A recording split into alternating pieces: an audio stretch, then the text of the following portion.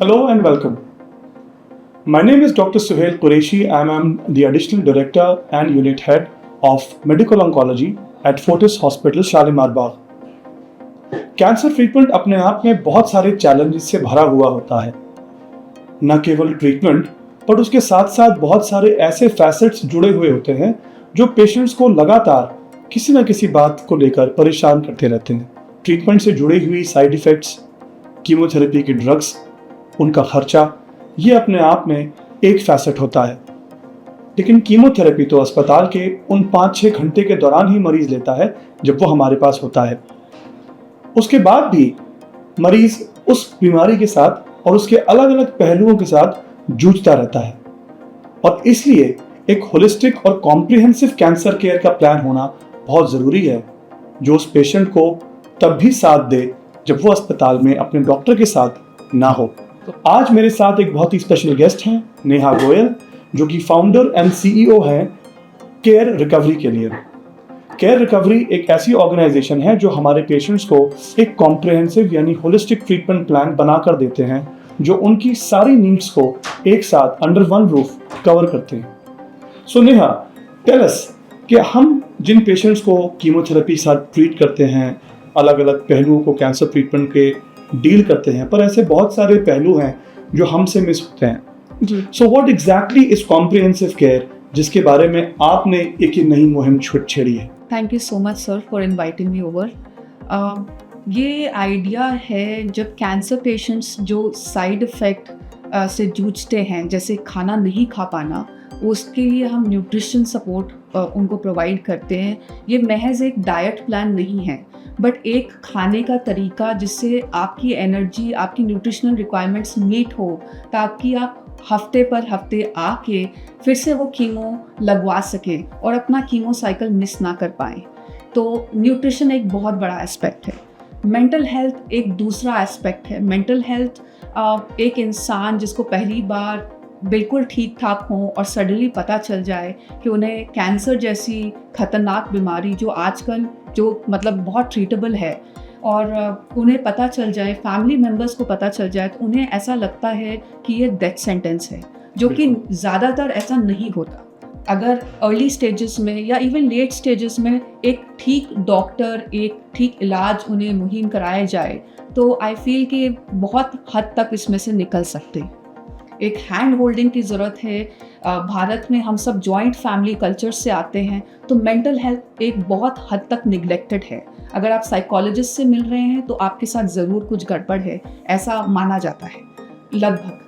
But हमारा कहना है कि हम आपको हैंड होल्ड करेंगे, आपको आपके बाल चले जाएंगे क्या आपकी आईब्रोज चले जाएंगे, क्या आप सोशली एक्सेप्टेबल होगे, क्या आपकी सेक्सुअल लाइफ के बारे में आपको बात करनी है, तो शायद कोई पेशेंट या फैमिली मेम्बर्स बात नहीं कर सकते अपने मेडिकल ऑन्कोलॉजिस्ट से खुल के, तो हम उधर अपना रोल प्ले करते हैं। कैंसर ट्रीटमेंट के बाद आपको पेन्स एंड एक्स होते हैं काफ़ी सारे, तो आपको फिजियोथेरेपी एक अलग तरीके की, जिसको हम ऑनको फिजियोथेरेपी बोलते हैं अपनी भाषा में, उसकी ज़रूरत होती है, जो एक थेरेपिस्ट आपके घर आके या आपको हॉस्पिटल में आपकी हेल्प करते हैं ताकि आप अपनी नॉर्मल ज़िंदगी में, आपकी रोज़मर्रा की ज़िंदगी में जल्द से जल्द बाउंस बैक कर सकें। Very good. सो नेहा, आपने कुछ इंपॉर्टेंट एस्पेक्ट्स को टच अपॉन किया, जैसे कि आपने डाइट और न्यूट्रिशन के बारे में कहा, आपने मेंटल हेल्थ के बारे में एक बहुत इंपॉर्टेंट बात कही कि उसके बारे में स्टिग्मा और टैबू अटैच्ड होता है, जो कि मरीज़ कई बार झिझकते हैं अपने उन इश्यूज़ को डिस्कस करने में। और तीसरा आपने ये भी कहा कि हम पेशेंट की फिजियोथेरेपी, एक्सरसाइजेज, इन सब चीज़ों के ऊपर भी कंसंट्रेट करते हैं। सो इसके अलावा आपका स्कोप ऑफ सर्विसेज और क्या है कि मरीज़ को हम जब हम देखते हैं तो हम 5-6 घंटे 7 घंटे जब तक अस्पताल में होता है हम तब देखते हैं। आपकी स्कोप ऑफ सर्विसेज, इसके बाद मरीज़ जब घर चला जाता है तो कैसे मरीज़ से रीच आउट करते हैं? इसके 2 हिस्से हैं जिसको हम अपनी भाषा में प्रीहैबिटेशन और रिहैबिटेशन कहते हैं। प्रीहैबिटेशन तब रोल प्ले करता है अपना जब किसी पेशेंट को तुरंत पता चलता है कि उन्हें कैंसर हुआ है, तो एक पूरी दुनिया, जैसे मैंने आपको कहा, पूरी दुनिया उनके सामने ख़त्म सी हो जाती है।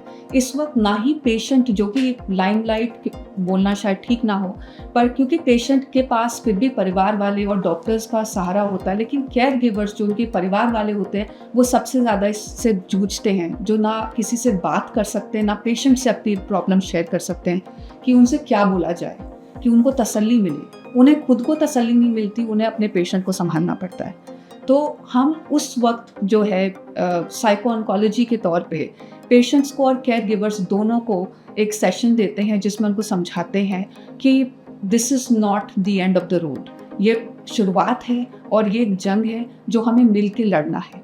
आपकी शक्ति, आपकी मेंटल शक्ति आपके पास है। आप हमें या मेडिकल ऑन्कोलॉजिस्ट या किसी और को ना दें, आप खुद वो शक्ति रखते हैं। बस आवर ओनली रोल इज़ कि हम उन्हें बताते हैं कि ये शक्ति आपके अंदर है। Just don't give it away to anybody, don't give it to even me, matters of fact, but we help them in recognizing that you already have it in you. Just accept it, just own it. The other part of it is nutrition, because taste buds बहुत change होते हैं chemotherapy के दौरान। आपको मुंह में कोई test नहीं आता। हम सबको कोविड हुआ था एक ना एक वक्त में, 15 दिन तक हम कुछ टेस्ट नहीं कर पाए थे, काफ़ी लोग कुछ टेस्ट नहीं कर पाए थे। इन पेशेंट्स के साथ इस जर्नी में 3-3 साल तक, कभी कभी 5-5 साल तक ये कुछ टेस्ट नहीं कर सकते। जब डॉक्टर्स उन्हें कहते हैं घर जाके आप प्रोटीन पे ध्यान दें या कुछ खाने पे ध्यान दें, यहाँ उन्हें टेस्ट ही नहीं आ रहा, तो किस चीज़ पे ध्यान दिया जाए? क्योंकि that's why they are not even happy, because food makes everybody happy, so they are not happy. यहाँ एक न्यूट्रिशनिस्ट के साथ अगर आप काम करें, आप उन्हें बोलें कि मेरा मन कर रहा है कुछ इस चीज़ को खाने का, और वो आपको गाइड कर सके। वो जो फियर ऑफ ईटिंग है कि खाना खाते के बाद शायद आपको लूज मोशंस या वॉमिटिंग हो जाए, उससे आपको जूझने से वो आपको निकालती हैं और मदद करती हैं ताकि आप अपनी पसंदीदा चीज़ें खा सकें और अपना ट्रीटमेंट आराम से पूरा कर सकें। यह है प्रीहैब। रीहैब की तरफ हम तब बढ़ते हैं जब आप ट्रीटमेंट की तरफ आगे बढ़े, और कीमो के दौरान भी आपको मेंटल हेल्थ और न्यूट्रिशन और फिजियोथेरेपी तब उस वक्त आपको ज़रूरत होती है। और उसके बाद जब बाल जाने लग जाते हैं आपके, या आपको लगता है कि अब आप सोशली एक्सेप्टेबल नहीं होगे, तो हम मेरा सपोर्ट ग्रुप जो है उसको करने का तरीका अलग है। मैं योगा क्लास में सबको बुलाती हूँ, और योगा क्लास के बाद आप अपने घर से अपने पसंदीदा खाना लेके आइए, एंड वो पॉटलक एक पिकनिक की तरह हो जाता है। जब आप एक साथ खाना खाने लगते हैं तो आपका तीसरा सवाल मेरे से हो सकता है कि आपका कैंसर कौन सा था। आपका पहला सवाल किसी भी स्ट्रेंजर या किसी भी अजनबी के साथ नहीं हो सकता कि आपका कौन सा कैंसर है। तो आप कैंसर पेशेंट्स को एम्पावर करने की कोशिश कर रहे हो, उनके ऊपर ये सपोर्ट ग्रुप जैसी चीज़ें ना डालें तो वो बेहतर है। तो मैं इसके हक़ में हूँ, एंड ये है प्रीहैब और पोस्ट ट्रीटमेंट का रोल। हमारे पास विग्स है, ब्रेस्ट प्रोस्थेटिक्स है, जेनेटिक टेस्टिंग है, जेनेटिक काउंसलिंग है कि केयर गिवर्स जिनको लगता है कि हमारे पेरेंट को या किसी फैमिली मेम्बर को हो गया, कहीं हमें कैंसर ना हो जाए, तो हमें काउंसिल करते हैं। और बहुत सारे ब्लड टेस्ट हैं, जेनेटिक टेस्ट है आजकल जो आप करा सकते हैं, जिससे आपको पता चले कि क्या आप भी उस रेडार में हैं और जल्दी अपना ट्रीटमेंट प्लान कर सकें। Wonderful. So you've touched upon a lot of issues in that answer of yours. So tell me, ये तो इलाज के दौरान की बात हुई जी। जब मरीज़ का इलाज ख़त्म हो जाता है और वो हमारे साथ फॉलोअप में आते हैं, तो कई बार उनके मन में फियर ऑफ रेकरेंस होता है, एंग्जाइटी होती है कि मेरी बीमारी वापस तो नहीं आ जाएगी, मैंने जो इलाज लिया उस इलाज के बाद ये सारा धरा का धरा तो नहीं रह जाएगा कि अगर बीमारी दोबारा वापस आ गई तो इसी दोबारा के चक्र में, इलाज के चक्र में मैं फिर से फंस जाऊंगा। तो ये एंग्जाइटी, ये फियर ऑफ रेकरेंस, ये गिल्ट, इससे हम कैसे डील करते हैं? आप इसके लिए क्या ऑफर करती हैं सर्विसेज?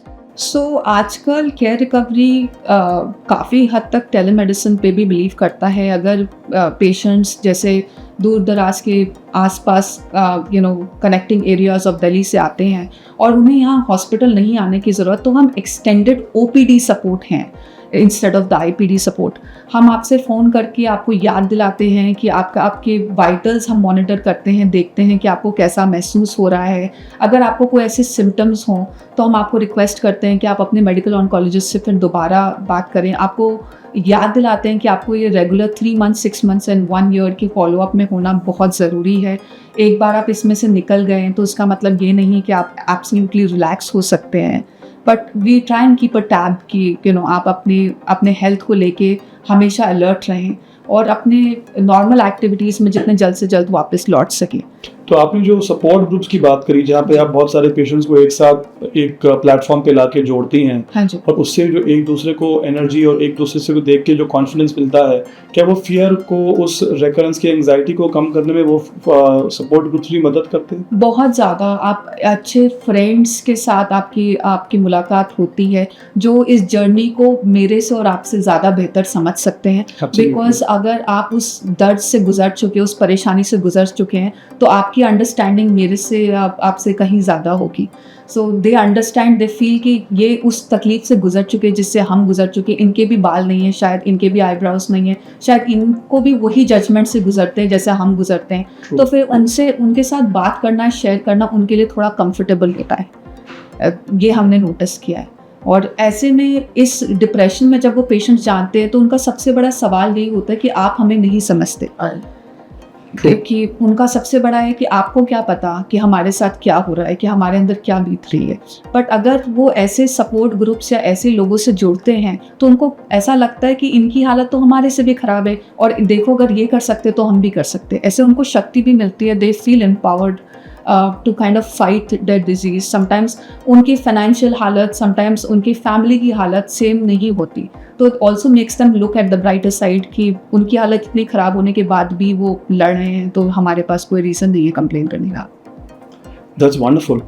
बट मुझे ये बताइए फाइनली कि ये जो 21st सेंचुरी है, ये एक टेक्नोलॉजी का ज़माना है, and artificial intelligence is the buzzword in today's age and era. So how is technology helping you in providing these services across the board and connecting you with your patients, and what exactly is the role of technology in offering these services and making their scope wider? Telemedicine के दौरान आप किसी भी care recovery के nutritionist से या physiotherapist से या किसी से भी आप फ़ोन में बात कर सकते हैं, और आपको आने की ज़रूरत पर्टिकुलरली नहीं है, क्योंकि डाइट प्लान या मेंटल हेल्थ के लिए फ़ोन में आप बात कर सकते हैं। आपके वाइटल्स मॉनिटर करने के लिए आजकल बहुत सारे डिवाइसेस हैं जो हम कैलिब्रेट कर देते हैं अपने केयर रिकवरी वेबसाइट या ऐप के through. So it's easier for us, and if we see कि अगर कुछ अप डाउन है तो हम आपको गाइड करते हैं, जैसा मैंने पहले बताया कि आप कृपया अपने डॉक्टर से मिलें या बात करें। So we try and see with the help of the app, with the help of the website, we are very, very much available in the form of telemedicine, in the form of phone calls, video calls. It's easier these days ताकि हम tab रख सकें कि क्या हो रहा है, because vital monitoring, reminders कि आप अपनी दवाइयाँ लें और अपने टेस्ट करवाएं बराबर, वो भी ज़रूरी है। चाहे वो व्हाट्सएप मैसेज हो, चाहे हमारा फ़ोन कॉल हो। हमारी USP जो कि पर्सनल टच है, वो at any point of time में कोशिश करती हूँ कि हम लूज़ ना करें, so that every patient is important, everybody's cancer journey is different, so that we try and see that everybody is helped that way. Great. So आज हमने नेहा गोयल जी के माध्यम से ये सीखा कि सिर्फ बीमारी का इलाज कैंसर का कीमोथेरेपी पे आके रुकता नहीं। मरीजों की ज़िंदगी कीमोथेरेपी के चारों तरफ घूमती ज़रूर है, लेकिन उनका जीवन इस 5-6 घंटे के बाद भी उसी तरीके से उस बीमारी से प्रभावित रहता है। अपने डॉक्टर से केवल बात करके 4-5 मिनट की इंटरेक्शन में उन सारे इश्यूज़ को शायद एड्रेस ना कर पाएँ। बहुत सारे इश्यूज़ को लेकर उनके मन में तरह तरह की शंकाएं, तरह तरह की झिझक और कई बार एक सोशल स्टिग्मा मौजूद होता है।